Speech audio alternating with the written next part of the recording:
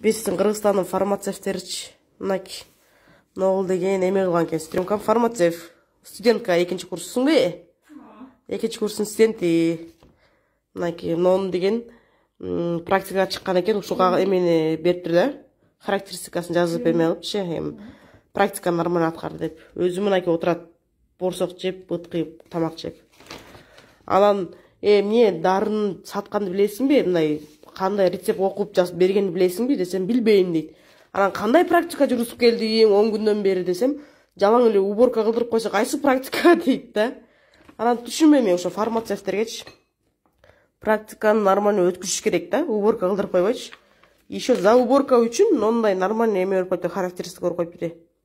Ушу бир болсо балин эмени эмне эле, алдагы аптеканы бир жалап берген го дейм стрёмкам. Нормально кылып жыйнап берсе керек. Туура айтамбы? Аха, деп атайын.